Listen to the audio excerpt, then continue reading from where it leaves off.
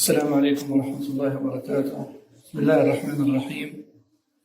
إن الحمد لله نحمده ونستعينه ونستغفره ونعوذ بالله من شرور أنفسنا ومن سيئات أعمالنا.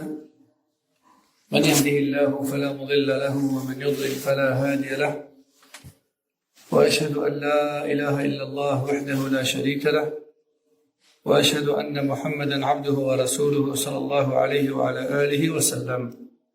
أما بعد، فكنا قد وصلنا في أحكام الجنائز إلى تغسيل الميت. Donc nous sommes toujours dans le chapitre du lavage mortuaire, et on est toujours dans le chapitre des funérailles, et on est arrivé au lavage mortuaire. قال المؤلف حفظه الله: ويشترط أن يكون الماء الذي يغسل به طهورا مباحا، والأفضل أن يكون باردا، إلا عند الحاجة لإزالة وسخ على الميت أو في شدة برد فلا بأس بتسخينه.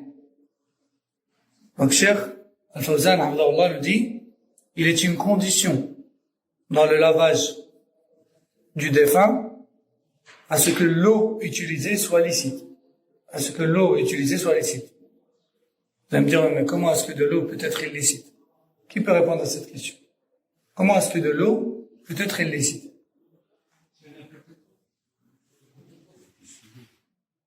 S'il y a une impureté dedans. Le simple fait qu'une impureté tombe dedans, allez. Si maintenant on a une citerne de 100 litres d'eau et il y a une goutte d'urine qui tombe dedans, elle devient impure et illicite? Non, elle ne devient pas impure et illicite.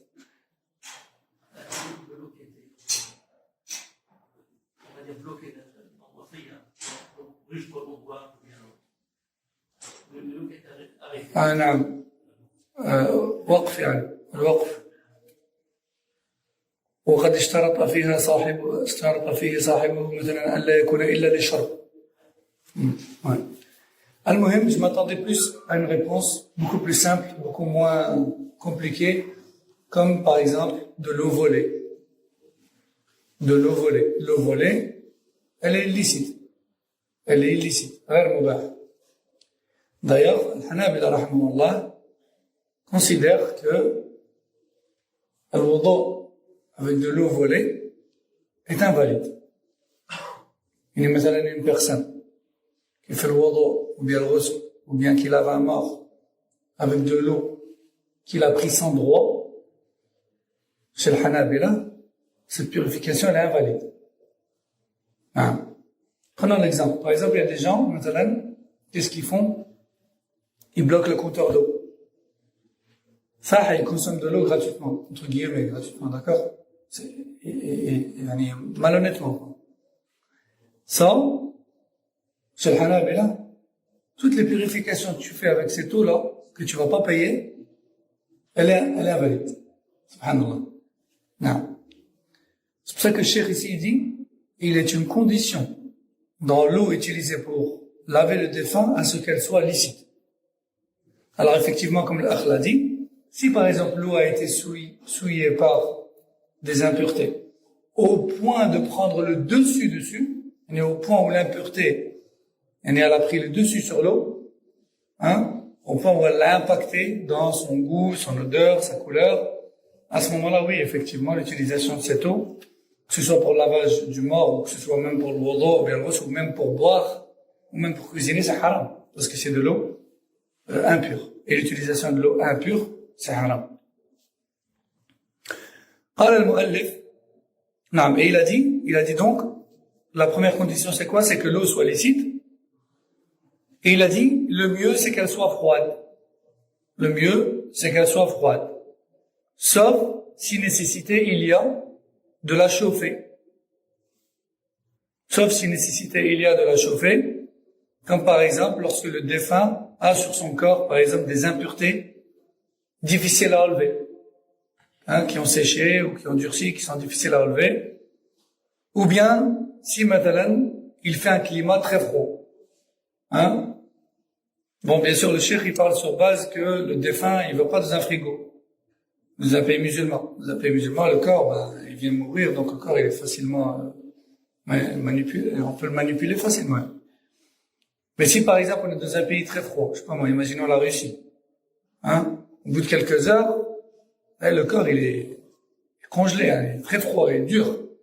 Là, dans ce cas-là, ça peut être une nécessité d'utiliser de l'eau, un peu plus chaude, pour avoir plus facile à, mais pour débloquer un peu les articulations.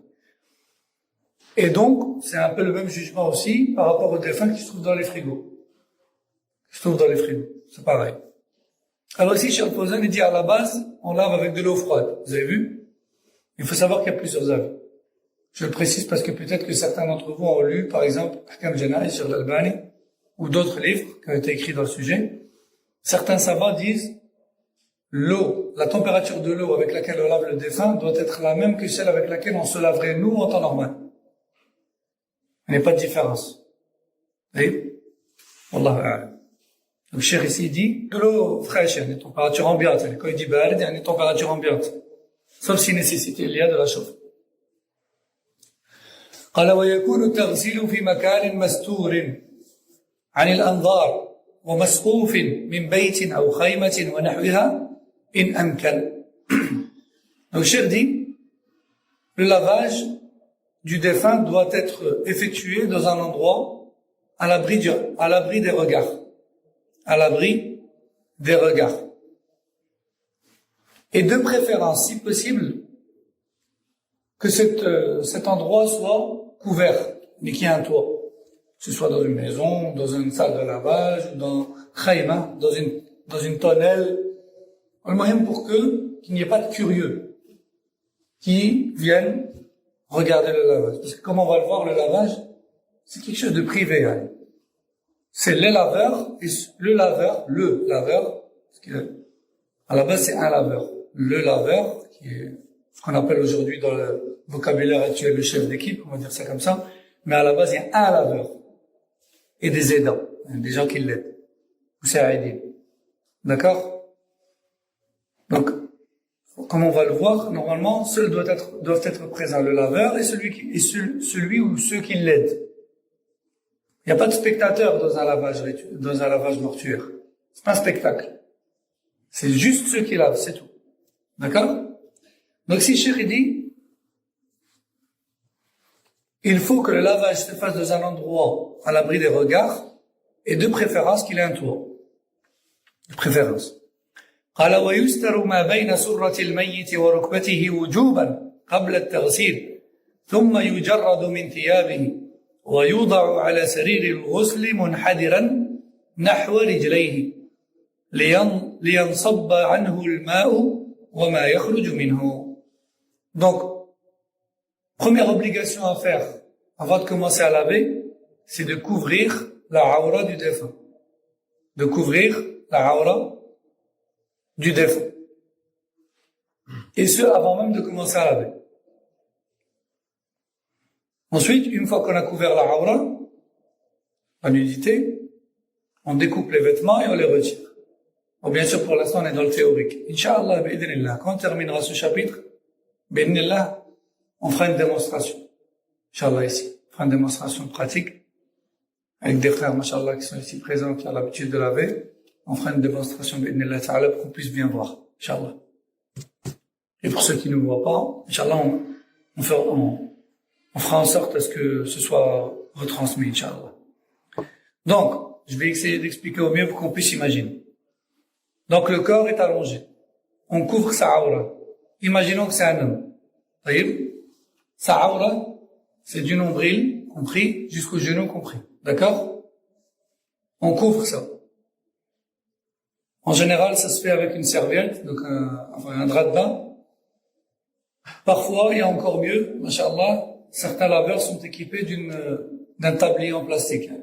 C'est du plastique. Machallah, c'est encore mieux. C'est-à-dire que l'eau, elle coule sans pour autant que ça s'imprègne et que ça colle au corps. Donc ça, c'est très bien aussi. Donc on couvre, et une fois qu'on a posé ça au-dessus des vêtements, lui l'habiller.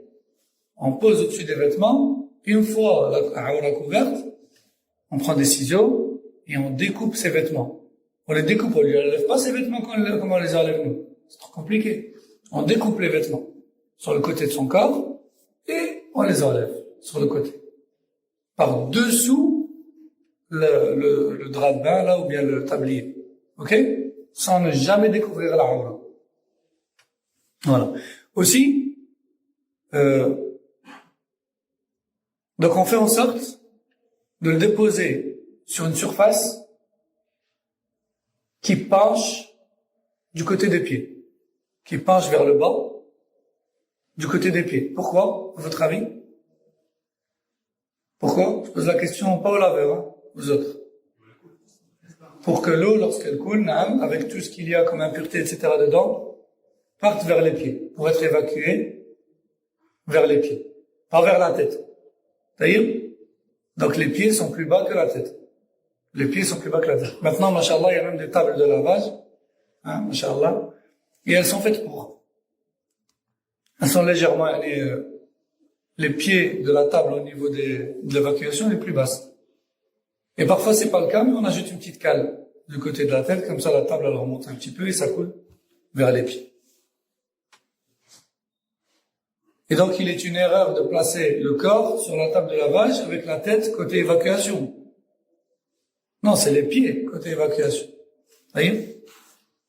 Donc légèrement penché du côté des pieds, afin que l'eau et tout ce qu'elle contient comme impureté s'évacue du côté des pieds. قال ويحضر التغسيل الغاسل ومن يعينه على الغسل ويكره لغيرهم حضوره. Donc qui est-ce qui est présent dans le lavage? On a dit? Qui est-ce qui est présent? Le laveur principal et qui? Et uniquement ceux qui l'aident. Il n'y a pas de spectateurs. Parfois, subhanallah, des frères laveurs, lorsqu'ils se présentent sur un lieu de lavage, on a toute la famille derrière la porte qui veut assister. Et parfois même les femmes. Non, on ne peut pas assister. Non, tu ne peux pas assister. C'est pas un spectacle. C'est un lavage. Hein? Et puis l'autre dit, non, mais je vais rester juste là dans le coin, je vais juste regarder. Tu vas laver? Est-ce que tu veux aider? Tu veux participer? Non, non, non. Alors, sors alors. Non, non, je veux regarder. Il n'y a pas de regarder. Soit tu laves ou tu sors. Ça, c'est un mouchkil. J'insiste là-dessus parce que c'est fréquent. Et puis ensuite, il y en a qui vont encore plus loin. Ils vont même jusqu'à filmer, jusqu'à vouloir filmer le lavage.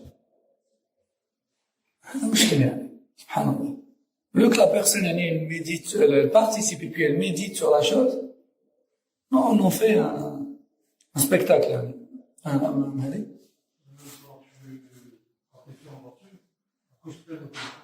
Mais t'es trop dur.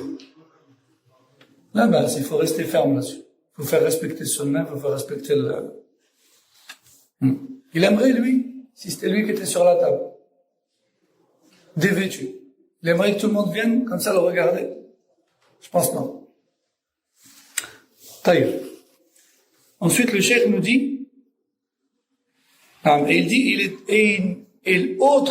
tout ce qui est autre que le laveur et ceux qui l'aident ne doivent pas assister. Il ne convient pas à ce qu'ils soient présents. Tout autre que les laveurs ne devrait pas être présent.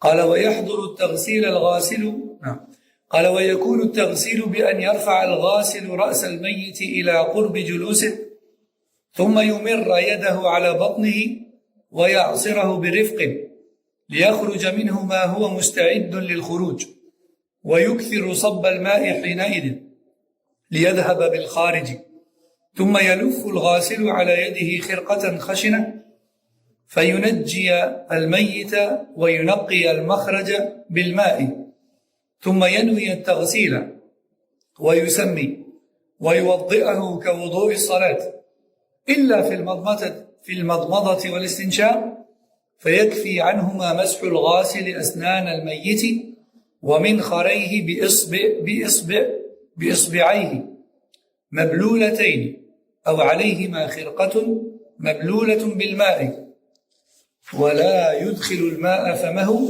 ولا أنفه ثم يغسل رأسه ولحيته برغوة سدر أو صابون ثم يغسل ميامن جسده وهي صفحة عنقه اليمنى ثم يده اليمنى وكتفه ثم شق صدره الأيمن وجنبه الأيمن وفخذه الأيمن وساقه وقدمه الميامن ثم يقلبه إلى جنبه الأيسر فيغسل شق ظهره الأيمن ثم يغسل جانبه الأيسر كذلك ثم يقلبه على جنبه الأيمن فيغسل شق ظهره الأيسر ويستعمل السدر مع الغسل أو الصابون ويستحب أن يلف على يده خرقة حال التغسيل. طبعا وفي هذا أقوال عديدة يعني الأمر واسع.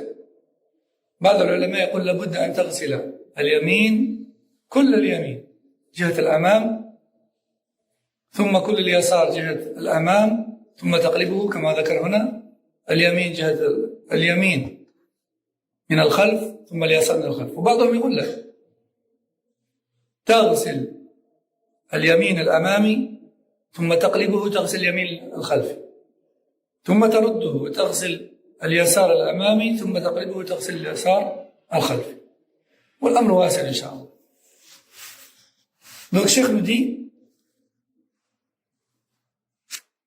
une fois prêt pour le lavage, on commence tout d'abord par lui faire ce qu'on appelle l'inja, qui est le fait, pour nous, ce qu'on fait pour nous-mêmes, c'est l'istinja. D'accord? On le fait à autrui, notamment le défunt, ou notre enfant, ou autre. On appelle ça l'inja. Parce que le sin et le ta, c'est c'est pour nous-mêmes, en fait. Istinja, inja. Donc pour l'autre, c'est l'inja. Ok? Donc on lui fait l'inja.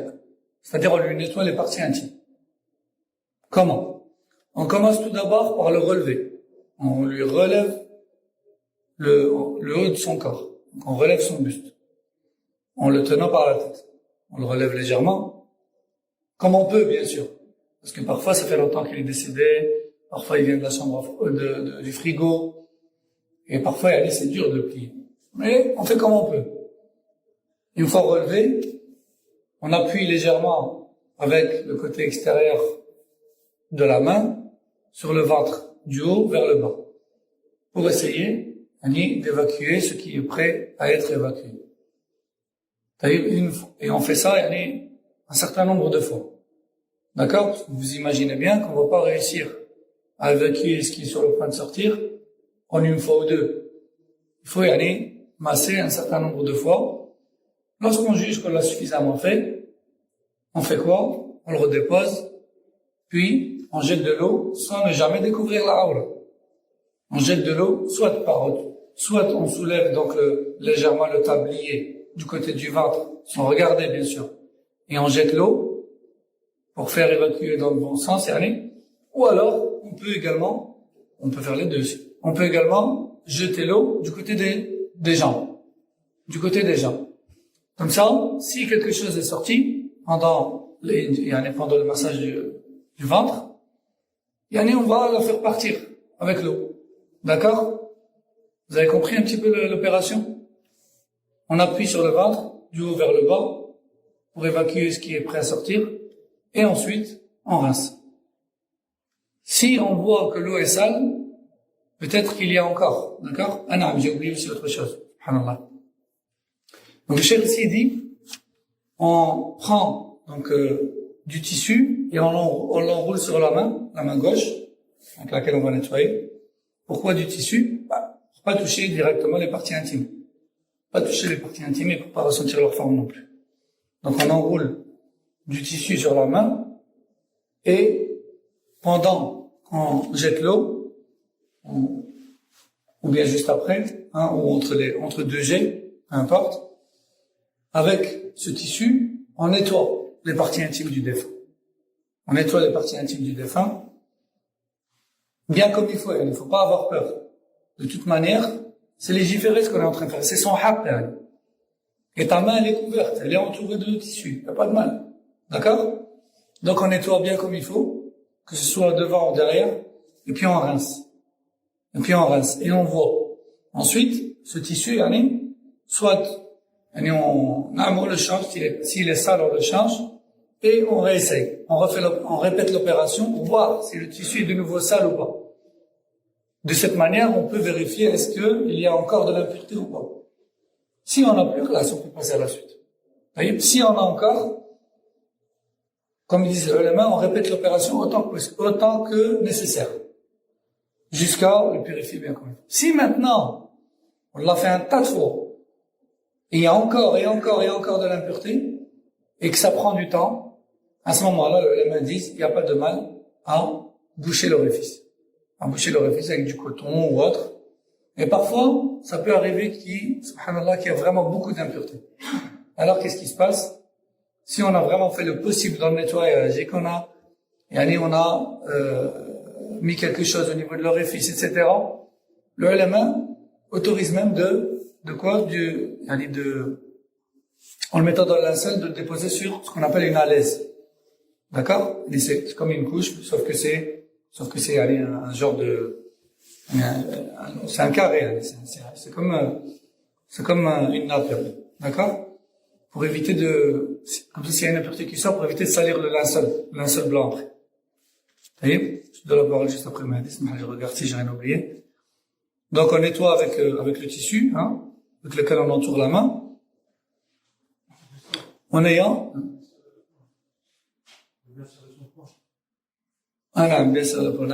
Après, il y a aussi après, Cheikh ici, il parle de tissu enroulé autour de la main. Après, bien sûr, le tissu en lui-même ne nous a pas été ordonné. Bien sûr, il y a d'autres astuces. Mais ici, le Cheikh, ici, ce qui est le plus connu. Il y a d'autres astuces. Par exemple, maintenant, machallah, ils vendent des gants avec des éponges. À la base, c'est fait peut-être pour nettoyer les voitures, etc. Mais, machallah, c'est très pratique. Et une fois que tu mets ta main dans ce gant, tu sens rien, parce qu'ils sont entourés d'éponges, en fait. Et ça aussi, ça peut être pratique. Pour celui qui a du mal avec le tissu, utiliser ça par exemple. Non.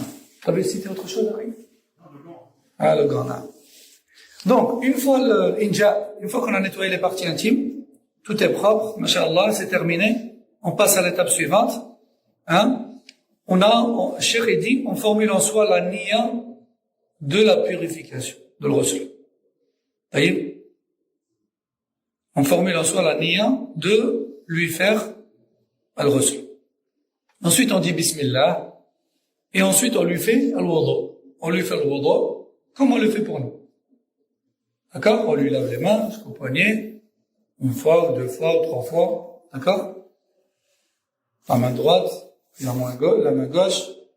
En fait, on fait exactement pareil que pour nous, pour le wudu. Si ce n'est la bouche et le nez, là, on lui met pas de l'eau dans le nez ou dans la bouche. On fait pas ça. Pour la bouche, là, il dit quoi le cheikh? Il dit on mouille les doigts et on passe sur ses dents et ses lèvres. Sur les dents et les lèvres. On va pas lui mettre de l'eau dans la bouche. D'accord? Ça, c'est nous, on fait ça, parce que nous, après, on va rincer la bouche et on va recracher.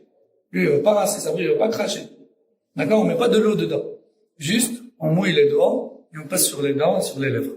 D'accord? Et pour le nez, pareil. On mouille les doigts et on humidifie l'entrée de ses narines. Après, j'ai vu que certains frères, qu'est-ce qu'ils font? Ils prennent, mazalan, du coton, ils le mouillent et ils rentrent ici. C'est un peu se donner du mal. Il suffit tout simplement, si t'as pas envie de toucher, tu mets des gants. Et des gants, tu mouilles tes doigts, hop, c'est terminé. On y me pincer, le nez est fait. Voyez? Ensuite, après ça,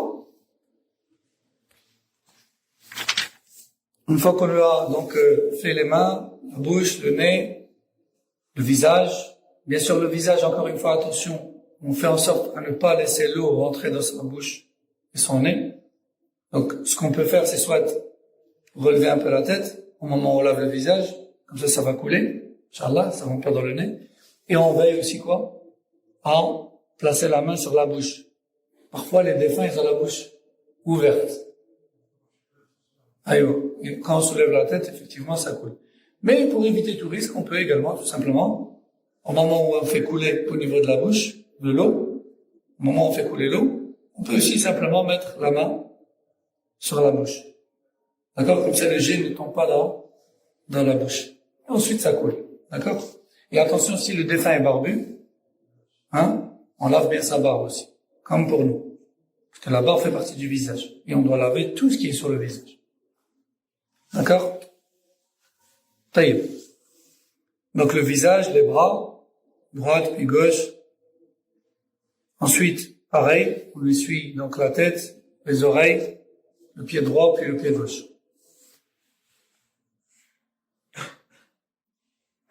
Ensuite, on passe à l'étape suivante qui est de le laver avec de l'eau mélangée à du jujubé. Mélangée à du jujubé moulu. Sidr. Cheikh ici dit, on peut soit le laver avec du jujubé, comme ça rapporté dans Sunnah, c'est le mieux. Mais on peut aussi tout simplement le laver avec du savon. On peut simplement le laver avec du gel douche, avec du savon. C'est permis. Voyez? Donc,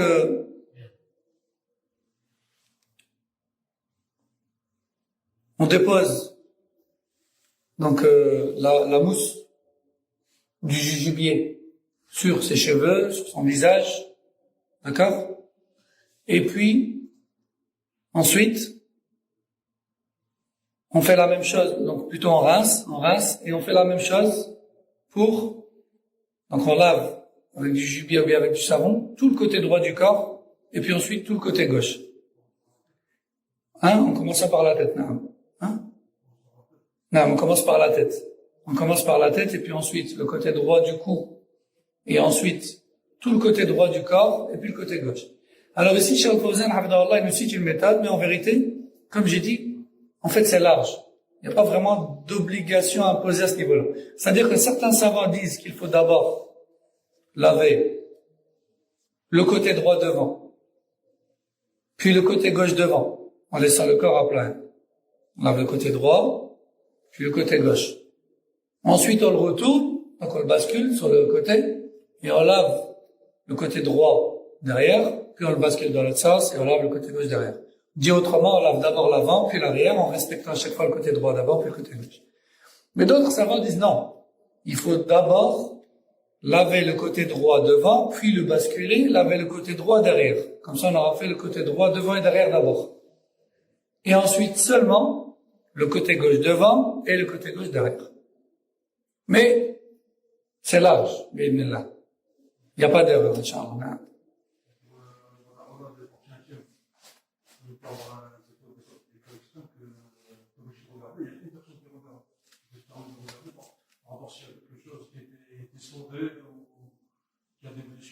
Non, là on est dans les cas particuliers. Pour l'instant, on est dans le général, Inch'Allah. Pour l'instant, on est dans le général. Mais oui, effectivement. Parfois, il peut y avoir des choses qu'il faut enlever, non, c'est vrai.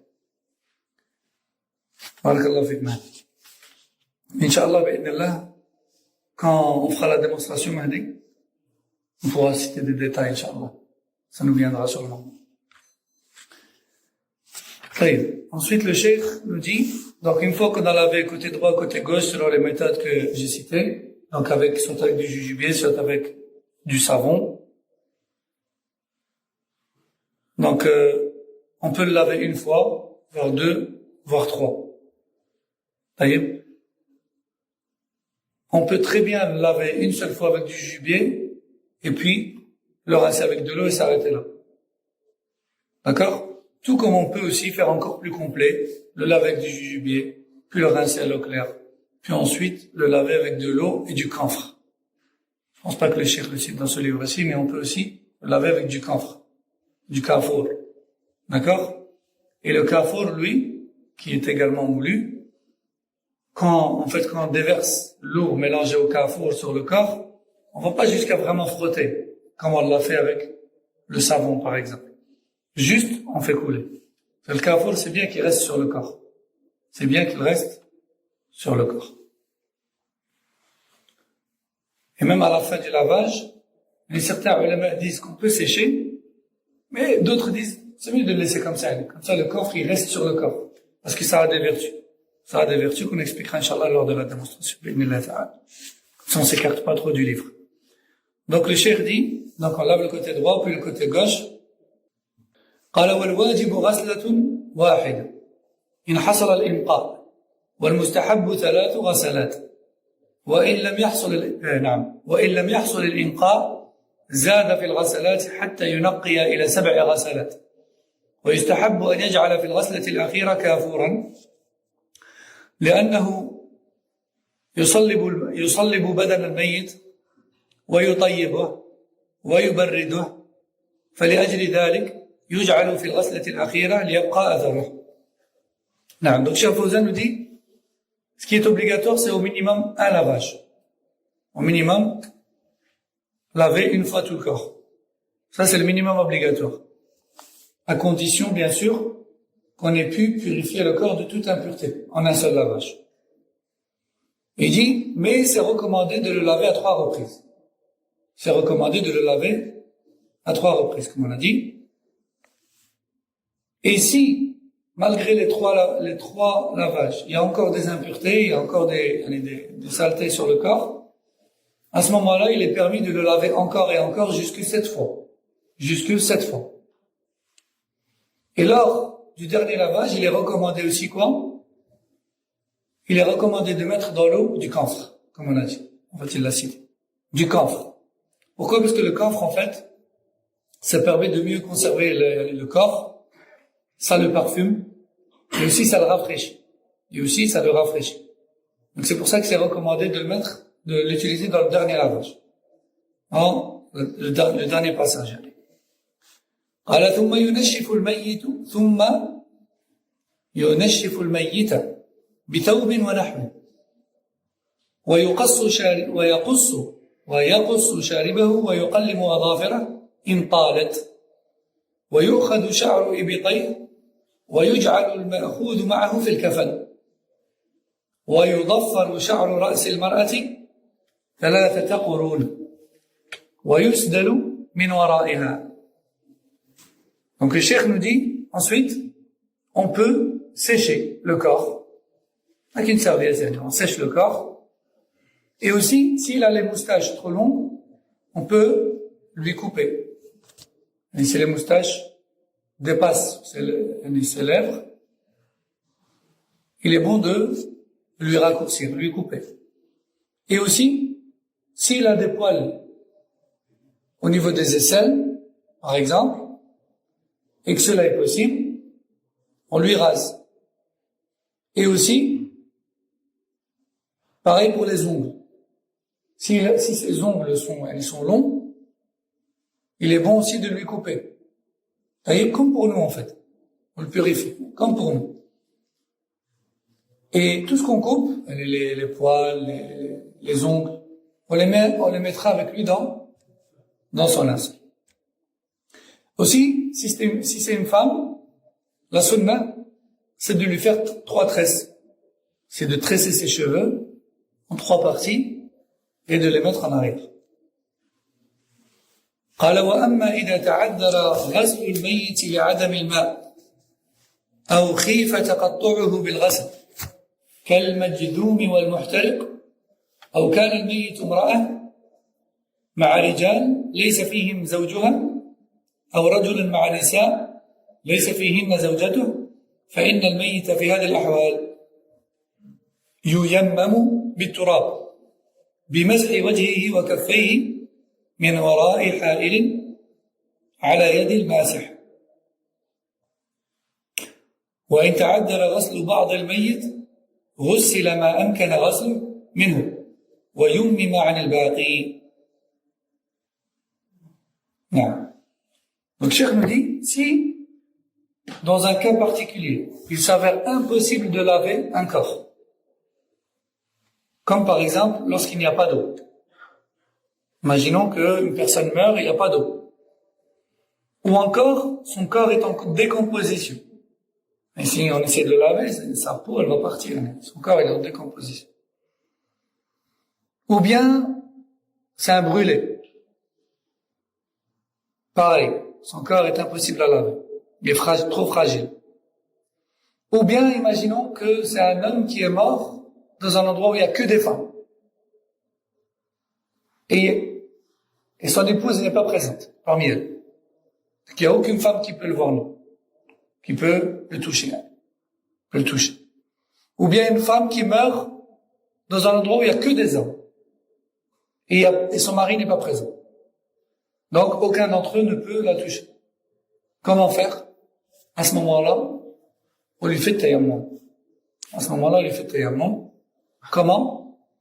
On fait en sorte d'avoir, de mettre des gants ou quelque chose comme ça, pour ne pas avoir contact directement avec la peau de la personne, et on lui fait tayammum. On frappe donc les mains sur la terre, d'accord? Et on dit Bismillah, les mains sur la terre, on lui essuie ses mains jusqu'au poignet et son visage. Allez, le tayammum. D'accord? Allez, le tayammum. Alors attention ici, petite parenthèse, petite farida. Là, si on a dit qu'on met un gant ou quelque chose comme ça, c'est parce qu'il n'est pas permis de toucher une personne du sexe opposé, de qui on est étranger, ok? Ça n'a rien à voir, strictement rien à voir, avec le lavage ou avec le tayammum pour les défunts du Covid. Parce que pendant la pandémie, certaines personnes, peut-être par ignorance, Allah alam, faisaient tayammum à certains morts du Covid par-dessus la housse dans laquelle ils étaient placés. Ça, c'est pas valide. Ça, c'est pas un tayammum. D'accord? Ils disent, ouais, mais il n'y a pas le choix, donc du coup, je l'ai fait par au-dessus. Comment tu l'as fait par au-dessus? Comment t'as frotté ses mains? Comment? C'est pas un tayammum, ça. D'accord? Dans ces situations-là, le ulama, il disait, khalas. Et, t'es déchargé du lavage et du tayammum. Il n'y a pas moyen d'ouvrir la housse. Il est contaminé et il est contagieux. Khalas. Tu laisses fermer. Il n'y a pas de lavage et il n'y a pas de tayammum. On prie sur lui juste. Donc ça, c'est une erreur. On ne fait pas de tayammum au-dessus d'une housse. Le ulama a répondu à cette question-là. D'accord? Ça n'a strictement rien à voir avec le tayammum que le chef est en train d'expliquer ici. En disant, allez, on met quelque chose sur la main, mais tout de même quoi? Tout de même, on fait tayammum en prenant ses mains. Hein. On fait tayammum sur ses mains et sur son visage, vraiment, directement. Juste, on met quelque chose entre notre peau et la sienne, pourquoi? Parce que c'est une personne étrangère à nous. Vous avez compris la différence entre la housse Covid et entre le gant ici? Tout le monde a compris? Allez.